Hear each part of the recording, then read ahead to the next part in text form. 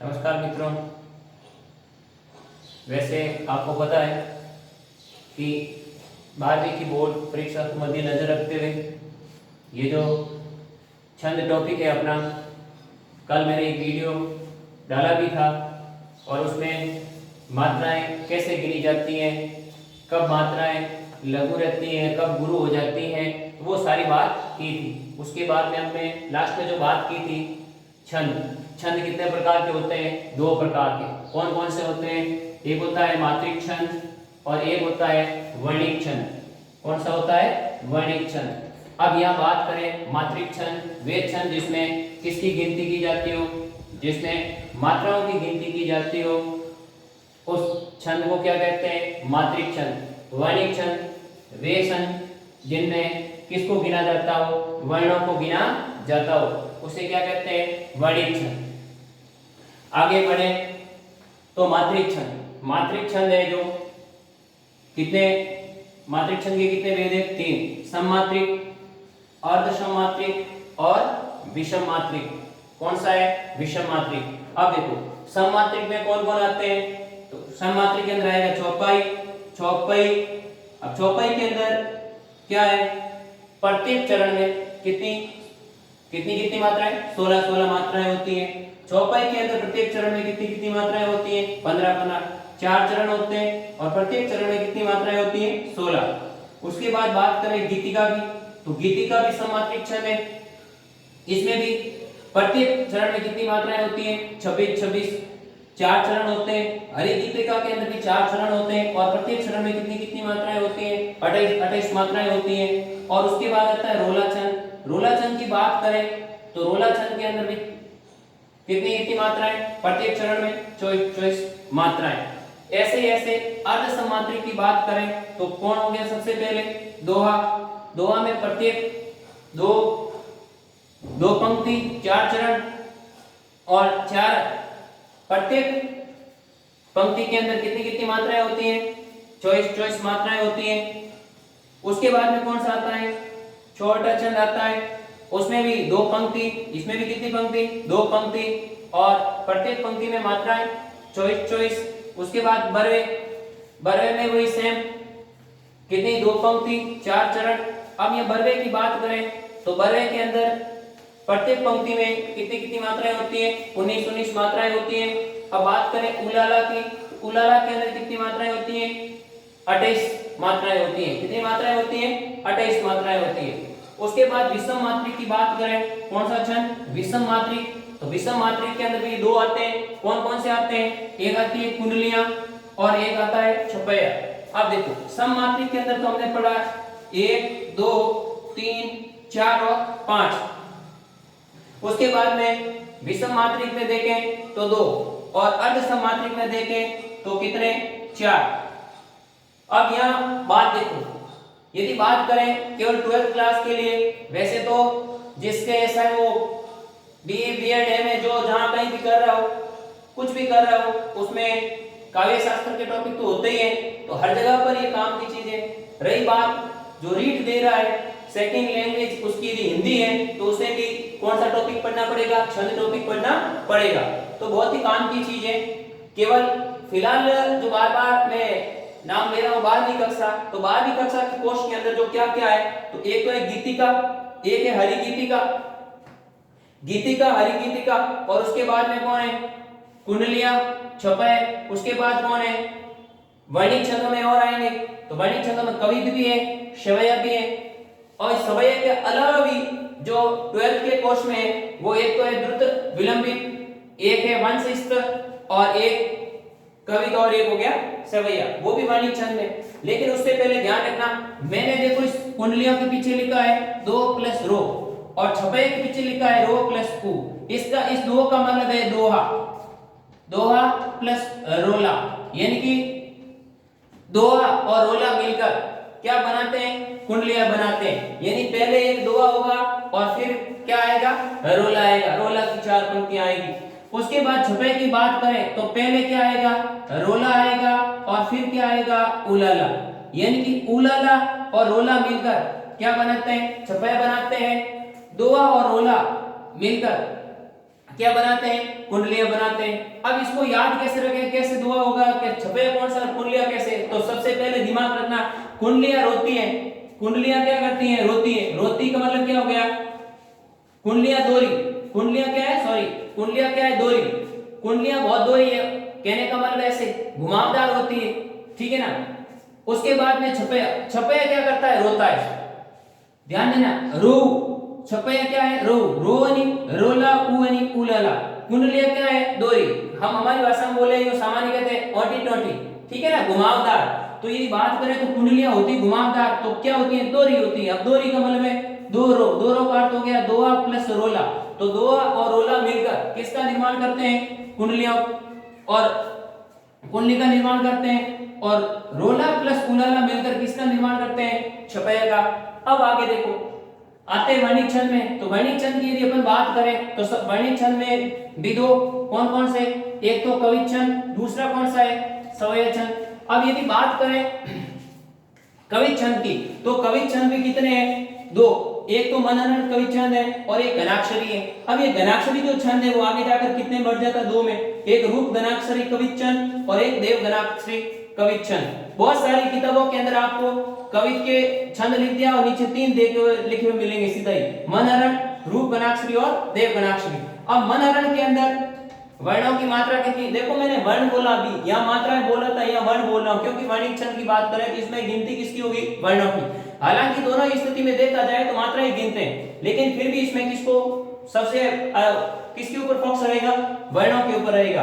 तो मनहरण के अंदर कितनी होती है, 31 मात्र वर्ण होते हैं। और रूप घनाक्षरी के अंदर 32 और देव घनाक्षरी के अंदर कितने होते हैं, 33 वर्ण होते हैं। उसके बाद देखो सवैया छंद किसे कहते हैं, तो सबसे पहली बात तो ये भी समवर्णिक छंदों में आता है। उसके बाद में ये 22 से लेकर 26 तक वर्ण वाले जितने भी वर्णिक छंद है वो सब क्या है, सवैया छंद है। दूसरी बात, रीतिकालीन कवियों का सबसे प्रसिद्ध छंद कौन सा था, सवैया छंद था।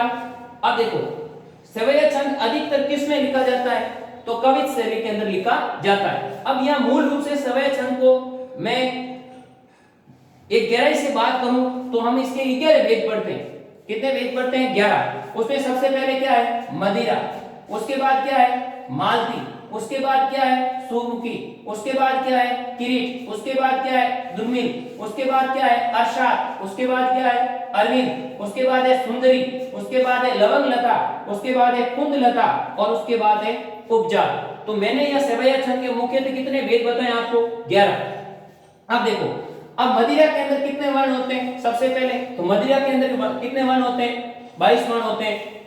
उसके बाद अब यहां देखो 22 वर्ण होते हैं। अब ये 22 वर्ण होते क्या है, तो 7 भगण और 1 गुरु होता है, ये इसकी पहचान है। 7 भगण और 1 गुरु होता है। अब मैं आपके बीच में एक शब्द डाल दिया मैंने, भगण। मैं इनके पीछे यूं यदि लिखूं पहचान, उससे पहले मैं आपको गण के बारे में बताऊंगा, पहले ये देख लो आप। अब देखो मैंने बोला मालती, मालती के अंदर कितने 23 वर्ण होते हैं।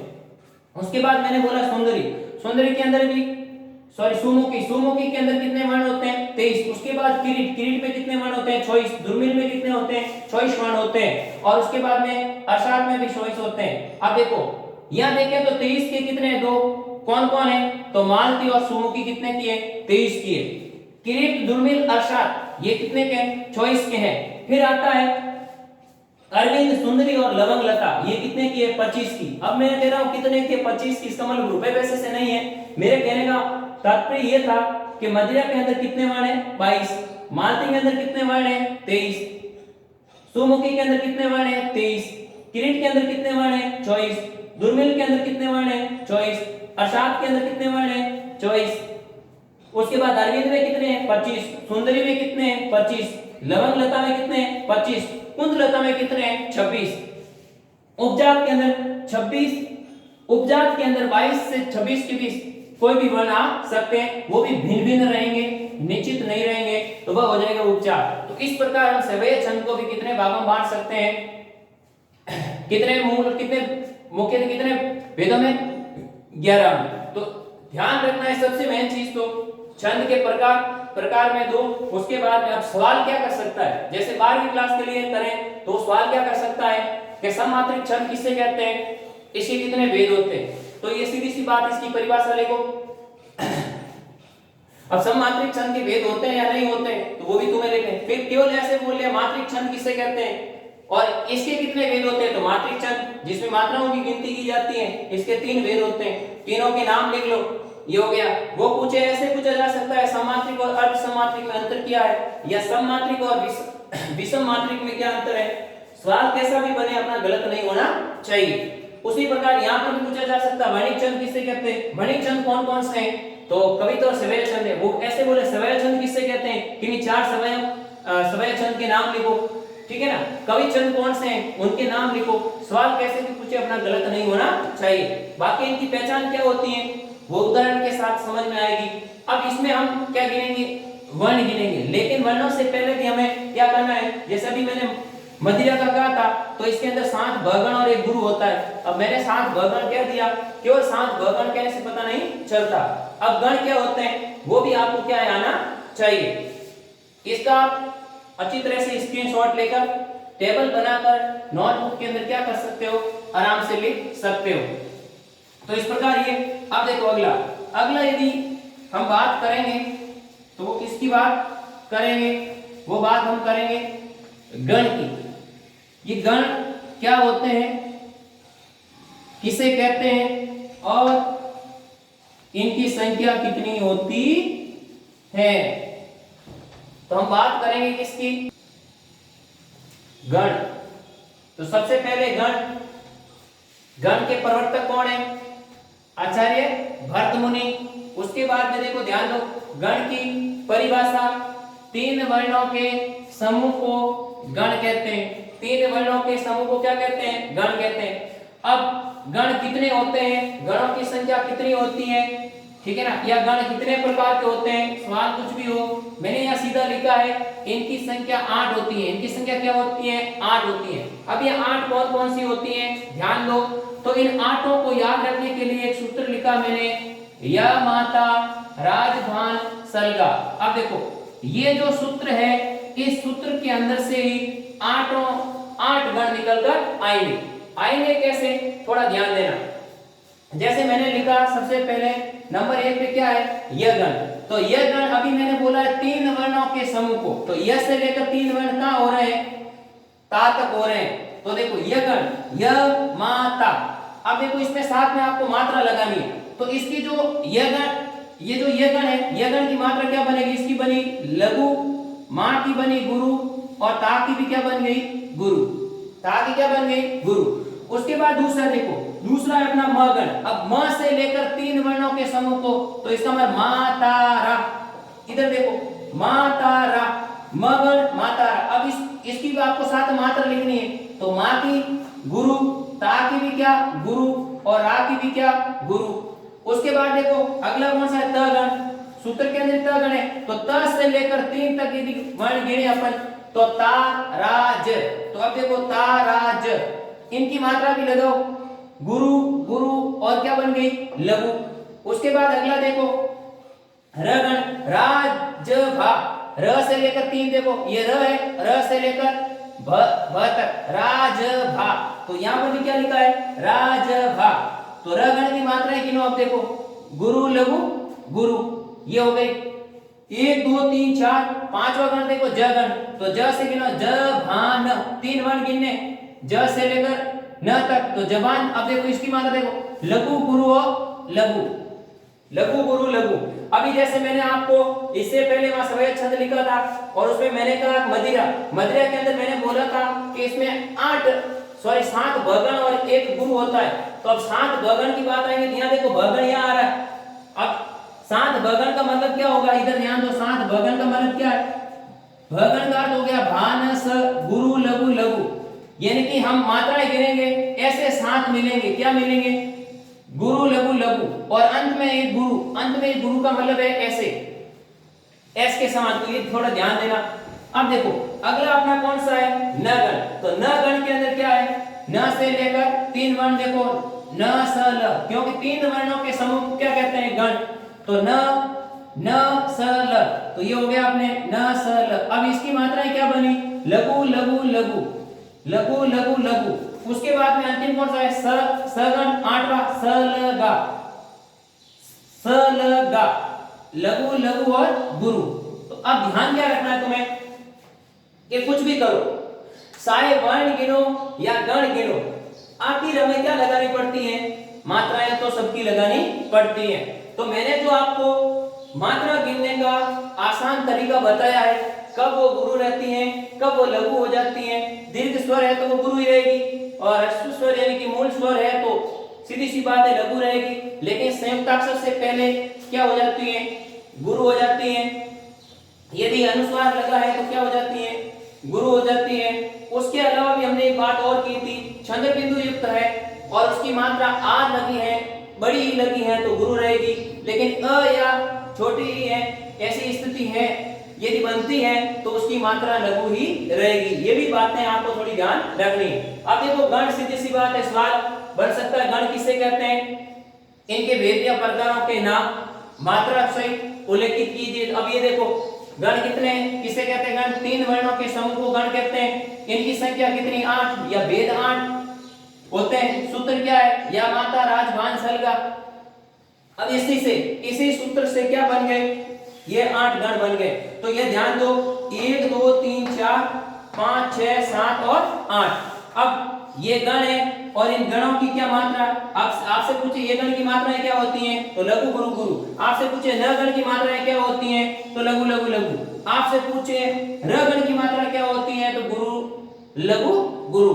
इस प्रकार से सारा मैटर आपको तुरंत दिमाग के अंदर क्या होना चाहिए, फीड होना चाहिए। अब देखो ये हो गए अपने गण।